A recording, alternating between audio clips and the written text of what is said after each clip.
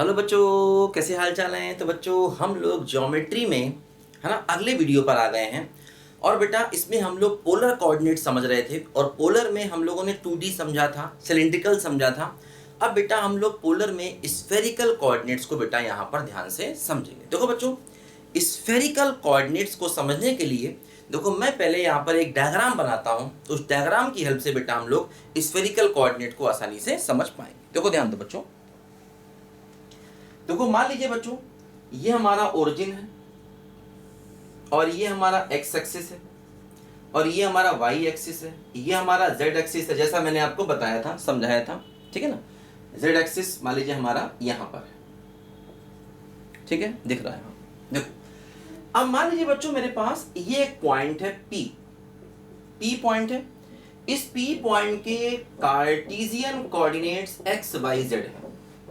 तो मैंने क्या किया, देखो अगर ये Cartesian coordinate X Y Z है तो मान लीजिए ये डिस्टेंस एक्स है, ये डिस्टेंस वाई है और ये डिस्टेंस मान लीजिए यहां पर जेड है। देखो ये डिस्टेंस हमारी एक्स हो जाएगी, ये डिस्टेंस हमारी वाई हो जाएगी और ये डिस्टेंस हमारी देखो यहां पर जेड हो जाएगी। कार्टेशियन कोऑर्डिनेट का मतलब यही होता है ना, एक्स वाई जेड। अच्छा मान लो देखो ये क्या है, ये पॉइंट है P से एक्स वाई प्लेन पर परपेंडिकुलर। मैंने आपको समझाया था कि ये x के लॉन्ग चले, ये y के लॉन्ग चले, ये z के लॉन्ग चले। तो ये पॉइंट क्या होता है, मान लो ये पॉइंट M है और ये पॉइंट क्या है, P पॉइंट का इस एक्स वाई प्लेन पर ड्रॉप किया गया परपेंडिकुलर। देखो अगर मैं इस पॉइंट को O से मिला दूं तो क्या होता है, हम लोगों ने सिलिंड्रिकल क्या पढ़ा था। सिलिंड्रिकल में बच्चों क्या होता है, ये एंगल होता है थीटा और ये डिस्टेंस होती है r, ये होता है सिलिंड्रिकल में। तो सिलिंड्रिकल कोऑर्डिनेट इसका क्या होता है बच्चों, ये होता है r थीटा z, ये इसका सिलिंड्रिकल कोऑर्डिनेट होता है r थीटा z, हम लोगों ने पढ़ा था। जिसमें से r ये होगा और इस लाइन का x एक्सिस से एंगल होता है थीटा, है ना। ये पॉइंट क्या है, ये पॉइंट P पॉइंट का एक्स वाई प्लेन पर परपेंडिकुलर है, फुट ऑफ परपेंडिकुलर है, तो ये डिस्टेंस r होती है, एक्स एक्सिस से इसका एंगल क्या होता है थीटा। अब देखो ध्यान दो, इसमें अगला कोऑर्डिनेट हो गया क्या बोलूं, स्फेरिकल। अब देखो स्फेरिकल क्या है, स्फेरिकल होता है रो फाई और थीटा। ये हमारा बच्चों होता है स्फेरिकल कोऑर्डिनेट रो फाई थीटा। देखो थीटा तो यही वाला है, अब रो और फाई क्या है, देखो अगर मैं O पॉइंट को P से मिला दूं तो ये डिस्टेंस हो जाती है रो और ये वाला एंगल इसका Z एक्सिस से हो जाता है फाई। तो स्फेरिकल कोऑर्डिनेट बच्चों ऐसे करके होता है रो फाई थीटा, जहां पर O से P तक की डिस्टेंस रो है और ये एंगल कितना है बोलो फाई है और ये थीटा वही वाला है जो कि हमारा सिलिंड्रिकल कोऑर्डिनेट्स में था। थीटा वही वाला है जो कि हमारा सिलिंड्रिकल कोऑर्डिनेट में था। तो देखो इसके तीन कोऑर्डिनेट हैं। पहला कोऑर्डिनेट क्या है, एक्स वाई जेड, इसको क्या कहेंगे, कार्टेशियन कहेंगे, इसको क्या कहेंगे, कार्टेशियन। दूसरा कोऑर्डिनेट क्या है बोलो, आर थीटा जेड, इसको क्या कहेंगे, सिलिंड्रिकल कहेंगे, इसको सिलिंड्रिकल कहेंगे। अब तीसरा देखो क्या है बच्चों, यहां पर रो फाई थीटा, रो फाई और थीटा, इसको बोला जाता है स्फेरिकल। अब देखो यहां पर एक बहुत ही इंपॉर्टेंट बात ध्यान रखना कि जो रो है ना, ये क्या है, ये ओपी डिस्टेंस है, यानी ओपी का मैग्नीट्यूड, जैसे ओपी वेक्टर ले लें उसका मैग्नीट्यूड या कह दें ओपी डिस्टेंस, और ये हमेशा पॉजिटिव होगी। जैसे आर जो थी ना, आर पॉजिटिव नेगेटिव दोनों होता था, लेकिन ध्यान रखना आर डिस्टेंस क्या है, ओ से एम तक की डिस्टेंस, लेकिन वो पॉजिटिव नेगेटिव दोनों होता था, मैंने बताया था आपको। लेकिन जो फाई है, फाई हमेशा क्या होगा, केवल और केवल फाई की वैल्यू क्या होगी, पॉजिटिव ही होगी। देखो समझो, अब जैसे हम लोगों को एक्स वाई जेड और रो फाई थीटा में रिलेशन चाहिए, हम लोगों को क्या चाहिए, हम लोगों को चाहिए relation between x Y z and rho phi theta. हमें इन तीनों में रिलेशन चाहिए। ये स्फेरिकल है और ये आपके कार्टेशियन है, तो हमें स्फेरिकल कार्टेशियन में बच्चों यहां पर रिलेशन चाहिए। देखो ध्यान दो, देखो अगर थोड़ा आप ध्यान दो तो जैसे अगर मैं इसको इससे मिला दूं, आप समझिए बात को ध्यान से। देखो क्या ये पीएम डिस्टेंस और मान लो अगर हम इसको ओके कह दूं तो ये दोनों बराबर नहीं होंगे क्या? इमेजिन करो भाई, ओ से के तक और ये एम से पी तक डिस्टेंसेस बराबर हो गए। देखो 3D में जो मैंने आपको बैठ कर समझाया था वहीं पर आपको जाना होगा। याद है 3D में मैंने आपको बैठ कर समझाया था? याद है कि नहीं बोलो पहले? तो वहीं पर सोचो, ये पी पॉइंट है, पी पॉइंट हवा में होता है और पी से आपने ड्रॉप किया है जेड एक्सिस पर परपेंडिकुलर, तो वो पॉइंट क्या हुआ? के। तो ओके ओके इमेजिन करो, यही वाला कोना है जब मैं इशारा कर रहा हूँ ना, इसी कोने में बैठा था और मैंने बताया था ऐसा हमेशा होगा। जिस रूम में आप खड़े हैं उस रूम में आपके लेफ्ट साइड में जो नीचे की तरफ कोना होगा वही आपका ओरिजिन होगा। ध्यान देना, यही वाला आपका ओरिजिन है, नीचे वाला इधर रखा हुआ है ना। मैं कैमरे घुमा दे रहा हूँ कि कैमरे की सेटिंग बेटा गड़बड़ हो गई तो फिर बैलेंस हो जाएगी, क्लास खराब हो जाएगी फिर, है ना।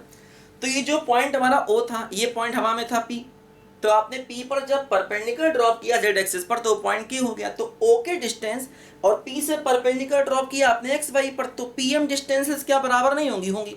ओ के डिस्टेंस, ओ से के तक की डिस्टेंस और पी से एम तक की डिस्टेंस कैसी होंगी? बराबर होंगी।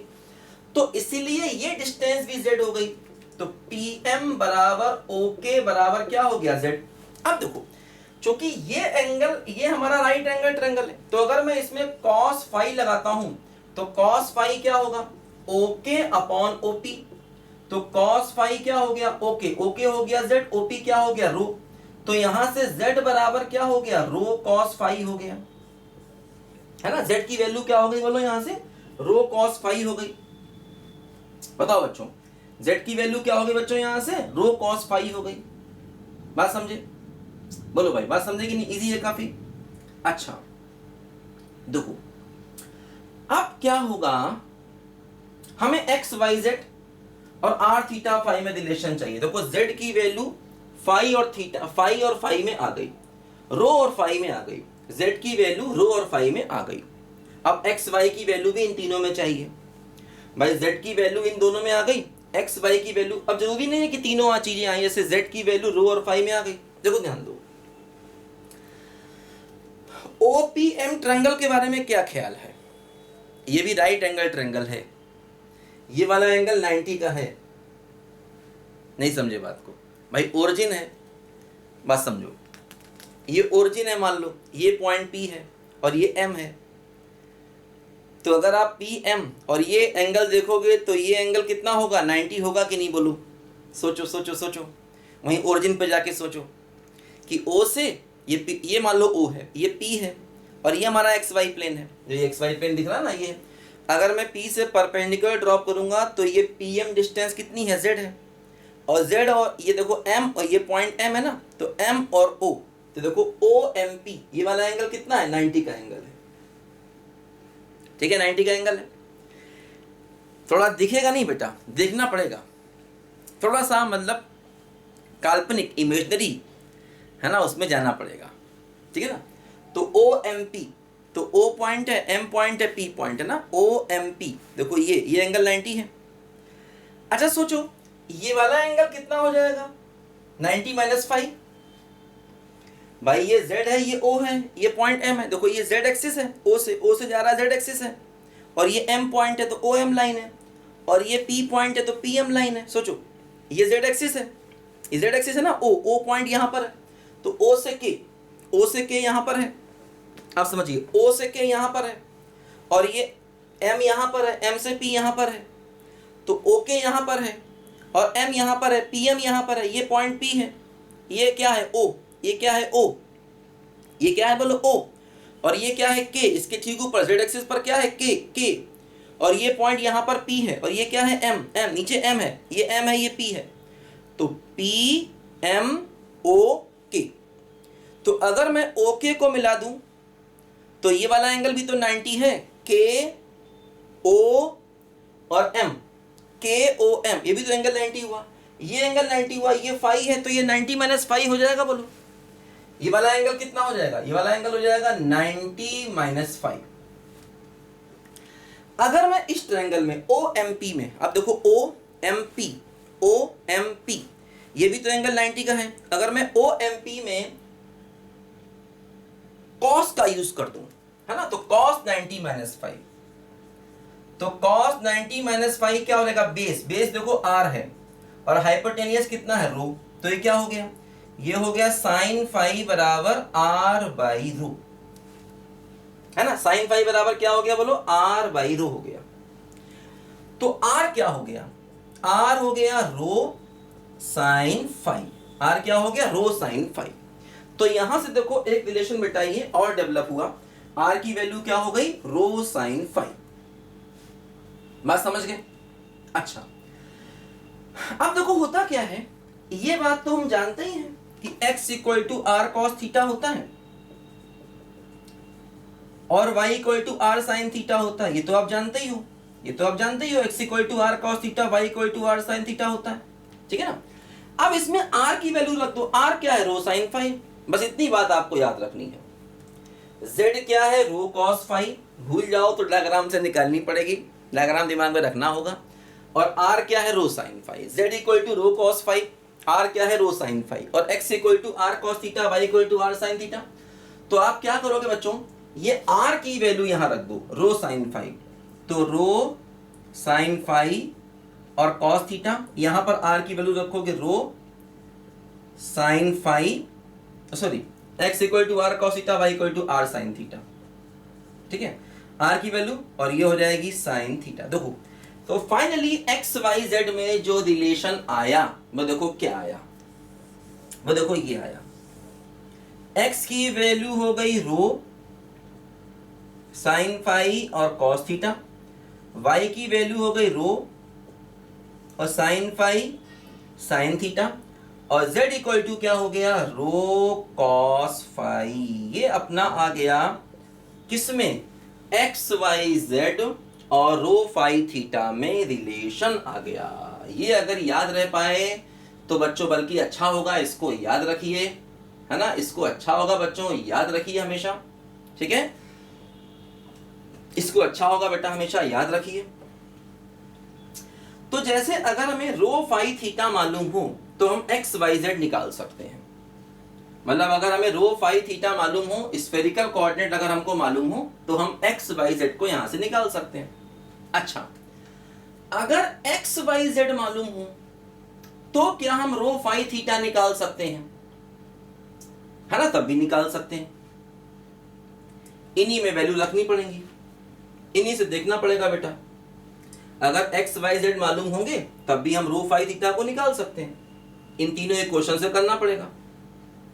देखो एक बात और समझो कि जैसे ये रो डिस्टेंस क्या है, ओपी डिस्टेंस है, जैसे कि ओ का कोऑर्डिनेट क्या है, ओ तो हमारा ओरिजिन है और पी क्या है, एक्स वाई जेड है, तो distance between two points rho हो गया, तो रो क्या हो जाएगा, under root X two minus X one का whole square, Y two minus Y one का होल स्क्वायर। देखो ये भी एक, अगर रो की वैल्यू ये है तो याद रख सकते हैं इसको, अगर एक्स वाई जेड मालूम है तो रो यहां से हम लोग निकाल सकते हैं, है ना।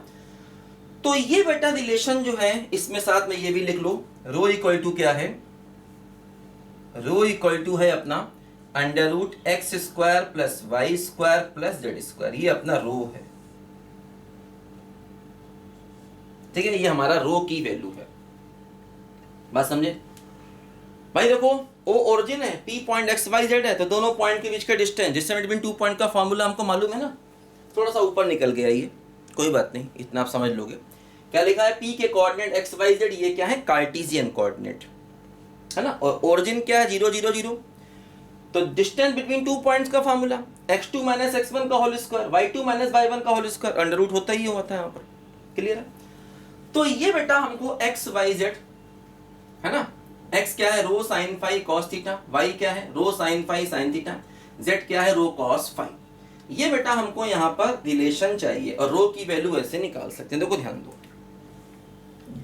जैसे यहां से हम स्फेरिकल को पोलर में बदल सकते हैं इस वाले कॉन्सेप्ट की हेल्प से। देखो मैं बिठाता हूं सब कुछ, जिंदगी प्यार का गीत है, इससे हर दिल को गाना पड़ेगा, जिंदगी गम का सागर भी है, हंस के उस पार जाना पड़ेगा। जिंदगी एक एहसास है, रूठे दिल की कोई आस है। देखो मान लो P को पॉइंट है 2π/6 π/3 और मान लो ये इसके स्फेरिकल कोऑर्डिनेट्स हैं, ठीक है।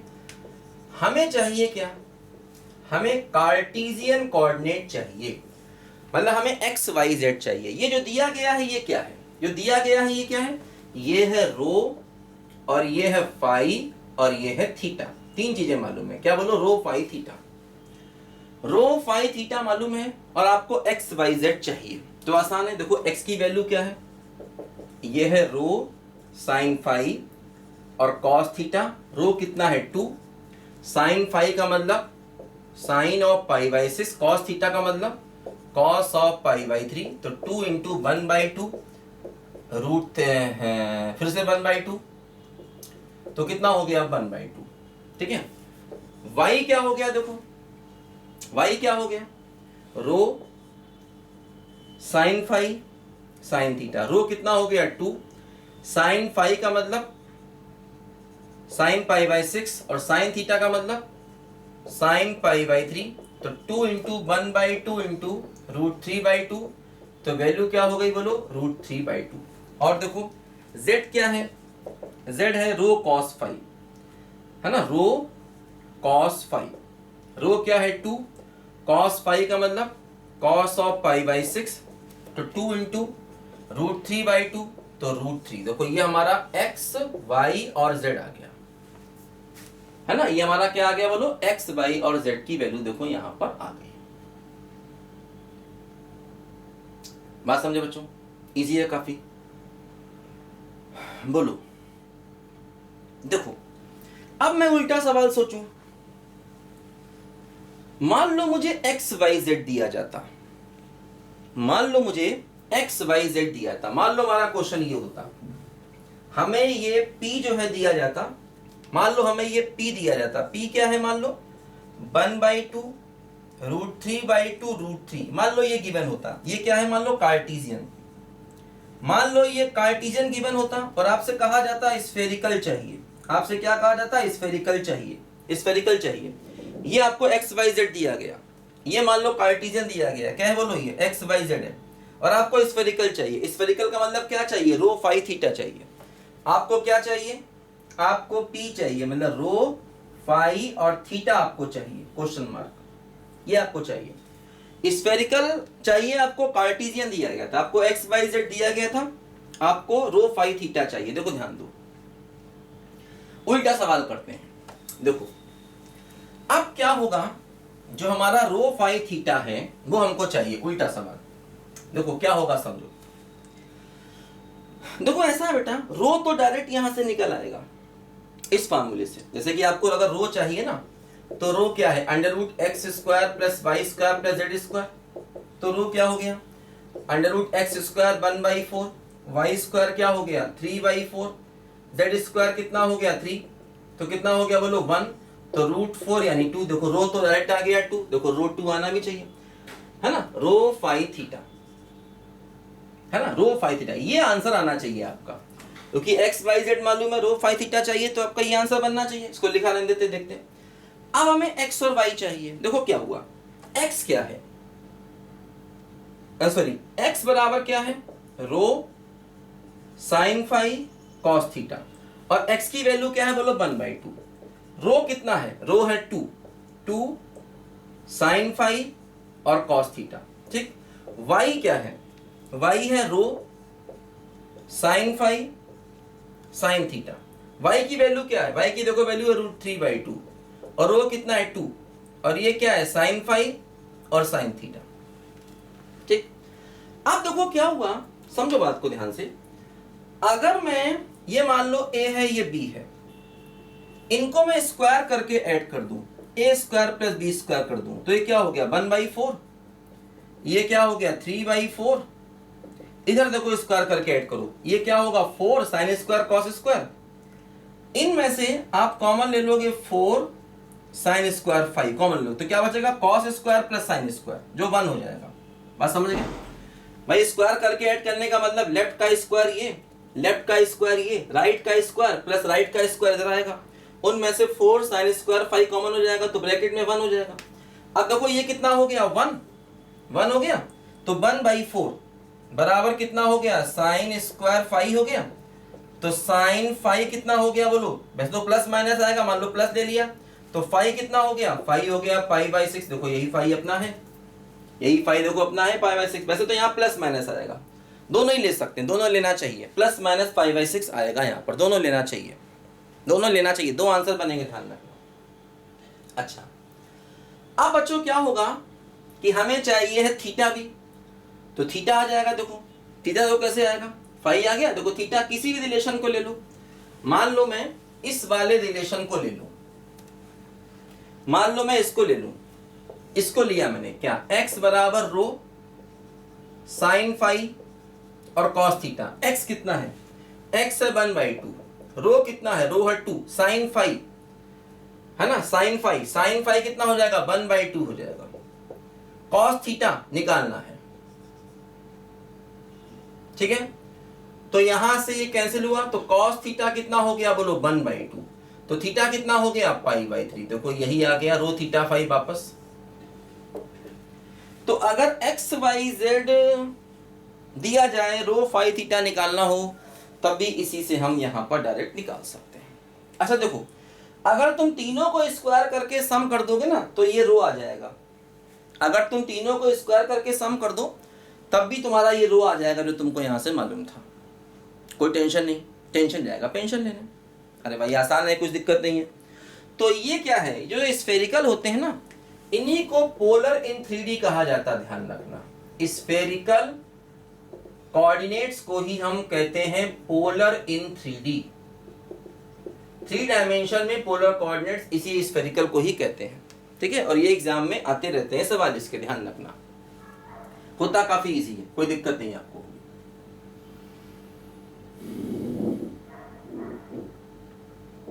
बात समझे। देखो अब मैं कुछ 1-2 और आपको क्वेश्चन कराता हूं जिससे कि हम क्वेश्चन में थोड़ा और परफेक्ट हो जाए। आने से उसके आए बहार, जाने से उसके जाए बहार, बड़ी मस्त। देखो फाइंड स्फेरिकल इक्वेशन ऑफ, देखो ये हमें कार्टेशियन इक्वेशन दी गई है, ठीक है, कार्टेशियन इक्वेशन दी गई, हमको स्फेरिकल चाहिए, तो कुछ नहीं है, एक्स वाई जेड की ये वैल्यू रख दो। अगर आपको कार्टेशियन दी गई है ना तो आसान है, आप एक्स वाई जेड की वैल्यू यहां रख दीजिए, तो क्या हो जाएगा, देखो X square rho square sine square 5 cos square theta plus Y, Y क्या है, वाई -1 का होल स्क्वायर, इसको रख दो।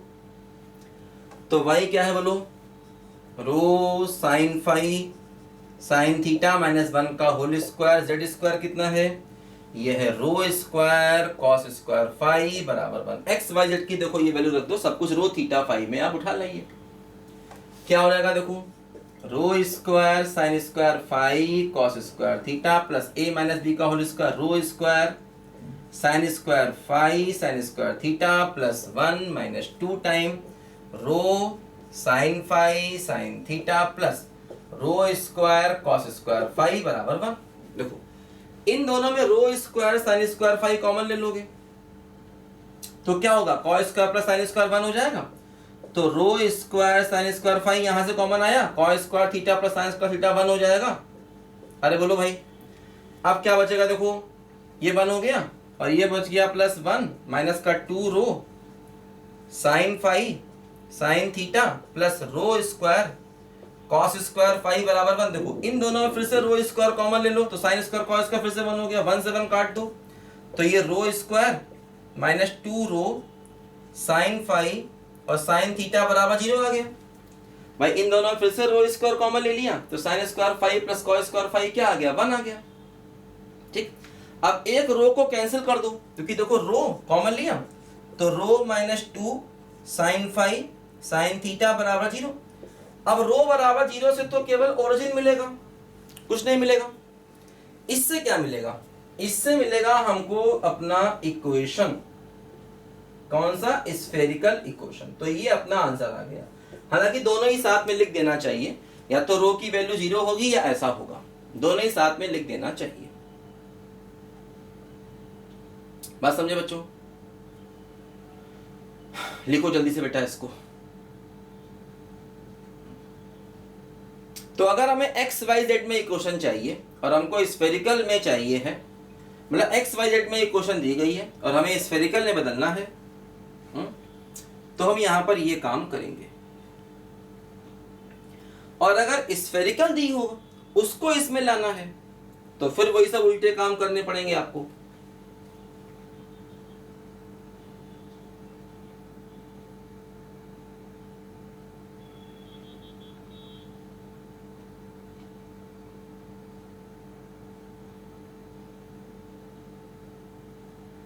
ठीक बात है, बोलो भाई।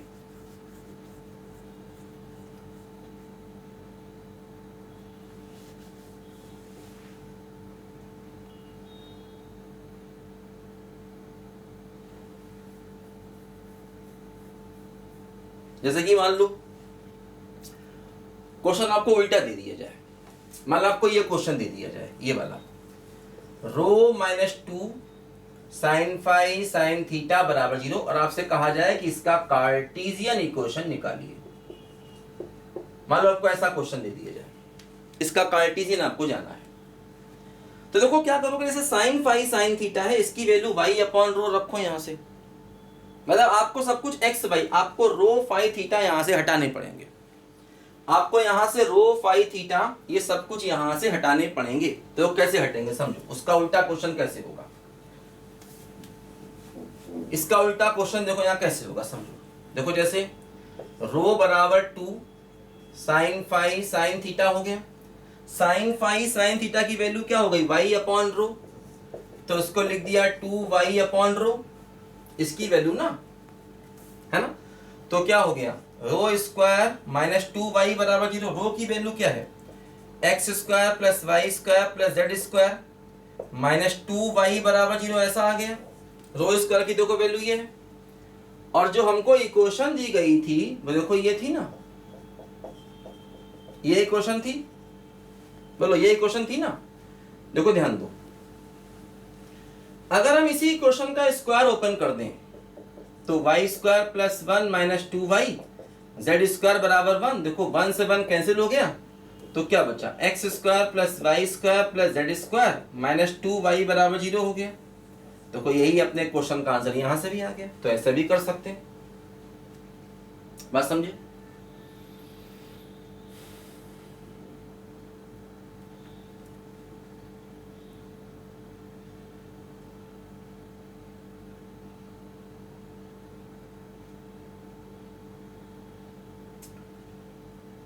जिंदगी एक एहसास है, छूटे दिल की कोई आस है, हाथ में हाथ ना हो तो क्या, साथ फिर भी निभाना पड़ेगा। देखो ध्यान दो, मान लो क्वेश्चन दे दिया जाए आपको कि रो बराबर a, ये स्फेरिकल इक्वेशन दिया गया, ठीक है, और आपसे कहा जाए इसका कार्टेशियन निकालिए। ऐसे छोटे छोटे क्वेश्चन आते रहते हैं, बहुत सारे आसान है। तो कुछ नहीं करना, रो की देखो ये वैल्यू पुट कर दो, कार्टेशियन मतलब एक्स वाई जेड में लाना है, तो रो की वैल्यू ये पुट कर दो, बस हो गया सवाल। ठीक है, दोनों तरफ स्क्वायरिंग कर दो, तो आगे चल के देखेंगे ये एक स्फीयर का इक्वेशन होता है। ये क्या है, एक प्रकार का स्फीयर है, ठीक है। इस प्रकार का जब भी कोई इक्वेशन होगा, ठीक है, तो ये हमारा एक स्फीयर का इक्वेशन होगा, ध्यान देना, है ना। कार्टेशियन में आ गया। देखो जैसे आपसे क्वेश्चन दिया जाए कि phi equal to for example 2π/3, आपको ये दिया जाए फाई इक्वल टू 2π/3, ये मान लो हमें स्फेरिकल इक्वेशन दिया गया है, या मान लो फाई इक्वल टू π/6 कह दे, और मान लो ये स्फेरिकल इक्वेशन है, आपसे कहा जाए कार्टेशियन में ये क्या होगा। देखो अब दो तरीके हैं, सोचो। जैसे कि ये मैंने बनाया था अपना भी ग्राफ ऐसे करके, ये पॉइंट P था और ये ऐसे करके ये वाला एंगल फाई था। तो अगर फाई पाई बाई 6 है तो ये पॉइंट Z एक्सिस के चारों तरफ घूमेगा। ये लाइन Z एक्सिस से चारों तरफ ऐसे घूम सकती, इधर भी फाई पाई बाई 6 हो सकता है, इधर भी पाई बाई 6। तो Z एक्सिस के चारों तरफ देखो ये लाइन घूम सकती, तो ये क्या हो गया, ये एक प्रकार का कोण हो गया। ये क्या हो गया, कोण हो गया। कोण का वर्टेक्स कहां पर है, ओरिजिन पर है। और कोण का एक्सिस क्या है, Z एक्सिस है। तो एक प्रकार का ये कोण का इक्वेशन हो गया, क्योंकि ये फाई अगर आपका पाई बाई 6 है तो ये लाइन इस Z एक्सिस के चारों तरफ घूम सकती है, क्योंकि एंगल तो पाई बाई 6 ही रहेगा ना इसका। तो अगर phi equal to pi by 6 है तो ये कोण का इक्वेशन हो गया, जिस कोण का वर्टेक्स ओरिजिन हो गया और उसका एक्सिस क्या हो गया, Z एक्सिस के अलोंग हो गया, है ना। तो ये हमारा कोण का इक्वेशन हो गया। अच्छा, इसी प्रकार मान लो अगर मैं कह दूं कि फॉर एग्जांपल हमारा फाई बराबर 2 पाई बाई 3 है। अब देखो एंगल 2 पाई बाई 3 है, तो एंगल जो है अगर हमारा 2 पाई बाई 3 है तो इसका मतलब देखो ये एंगल 90 से ज्यादा हो गया। तो जब ये एंगल 90 से ज्यादा हो गया, जैसे मान लो ये Z एक्सिस है, ये ऐसे करके ना, तो ये P पॉइंट यहां पर कहीं होगा, क्योंकि देखो ये एंगल 120 डिग्री हो गया, तो ये एंगल कितना हो गया, 2 पाई बाई 3 हो गया। अब जो कोण बनेगा देखो वो Z एक्सिस पर नीचे की तरफ बनेगा, क्योंकि ये एंगल ज्यादा हो गया, क्योंकि यहां तक आता तो 90 होता, ये एंगल 90 ज्यादा हो गया, 120 डिग्री हो गया। तो जो कोण बनेगा देखो वो नीचे की तरफ कोण बनेगा, है ना, डाउनवर्ड कोण बनेगा। और उसका एक्सिस क्या होगा, निगेटिव Z एक्सिस। तो यहां पर डाउनवर्ड कोण बनेगा और उसका एक्सिस क्या होगा, उसका एक्सिस होगा निगेटिव Z एक्सिस होगा, और उसका जो वर्टेक्स है वो ओरिजिन पर ही रहेगा। वर्टेक्स तो यही रहेगा, ऐसे ये कोण जो बनेगा ना, कोण बनेगा, उसका वर्टेक्स यहां होगा, इसका भी वर्टेक्स यहां, कि कोण वो नीचे बनेगा, ऐसे करके बनेगा कोण, है ना। तो ये बात हम डायरेक्ट देखो यहां से देख, अदरवाइज हम फिर यहां से फाई की वैल्यू निकाल कर भी देख सकते हैं। फिर हमें यहां पर फाई की वैल्यू पुट करनी पड़ेगी, तो उससे एक्स वाई जेड में इक्वेशन आएगी। फाई की वैल्यू यहां से हम निकाल के रख सकते हैं इसमें।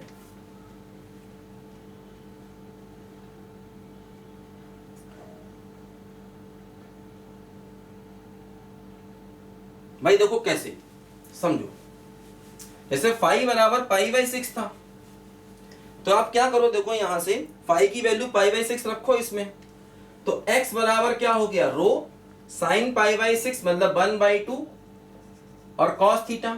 y बराबर क्या हो गया, रो साइन पाई बाई 6 1/2 और साइन थीटा। z बराबर क्या हो गया, रो कॉस फाई मतलब कॉस पाई बाई 6 तो √3/2, है ना। अब देखो यहां पर क्या होगा कि अगर तुम इनको स्क्वायरिंग करके ऐड कर दो,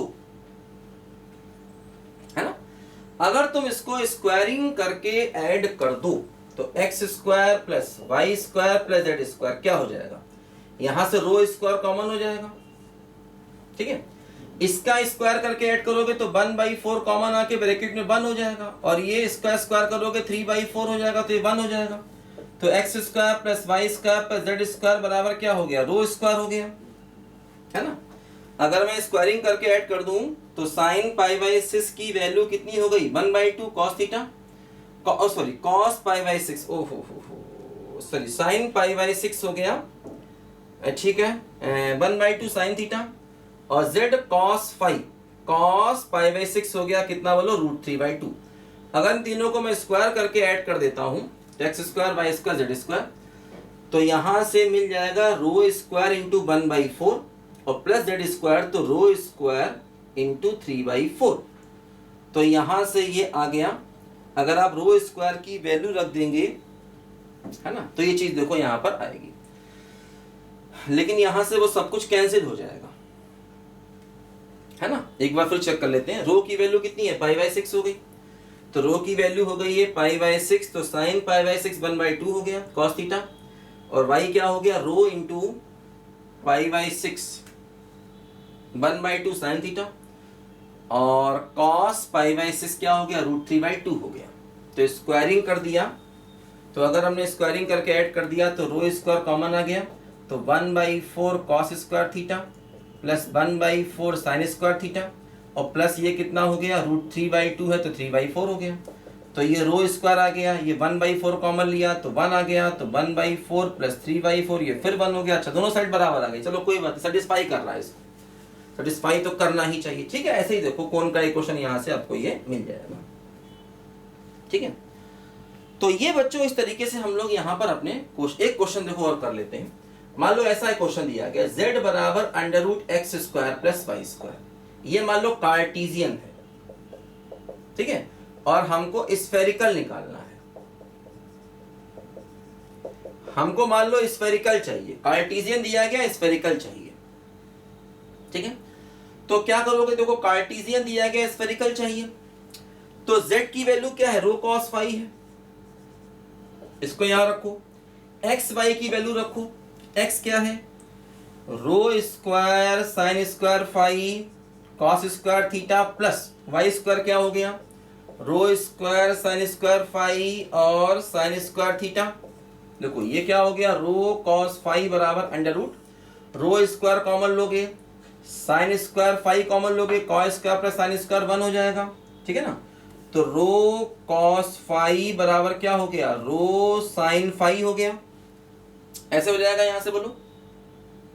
ठीक है, रो रो काट दो तो क्या हो गया, कॉस फाई बराबर साइन फाई, तो यहां से टेन फाई बराबर 1, तो फाई कितना हो गया π/4, ऐसे हो गया। ठीक है ना, अब इसी का अपोजिट चलो तो तुम्हें एक्स वाई वाली इक्वेशन मिल जाएगी। अगर हम इसी के अपोजिट चलेंगे तो एक्स वाई वाली इक्वेशन मिल जाएगी। भाई फाई π/4 है तो टेन फाई 1 हो गया, टेन फाई 1 हो गया, तो इससे क्या हुआ कि यहां पर देखो हमने क्या किया कि मतलब अब इसके तुम्हें अपोजिट चलना पड़ेगा। ठीक है, रो से मल्टीप्लाई कर दिया, स्क्वायरिंग कर दो, उसको एक्स वाई जेड में लाना पड़ेगा, तो इसका उल्टा प्रोसेस थोड़ा सा टिपिकल तो कर है। तो बेसिकली ये क्या है, अगर फाई बराबर π/4 है तो फिर वही है, अगर स्फेरिकल में देखेंगे तो कौन होगा जिसका ये वाला एंगल कितना हो जाएगा π/4 है ना, सेमी वर्टिकल एंगल कितना हो जाएगा इसका π/4 हो जाएगा। तो इसी का अगर आप उल्टा प्रोसेस करोगे तो आपको एक्स वाई जेड की इक्वेशन ये मिल जाएगी, है ना। लेकिन उस उल्टे प्रोसेस में आपको थोड़ा सा फिर टिपिकल प्रोसेस तो देखो यहां पर करना पड़ेगा, ये चीज यहां पर आएगी। बात समझे, बोलो भाई। चलो खैर बच्चों, अच्छा है आपने काफी चीजें सीखी आज इंपॉर्टेंट।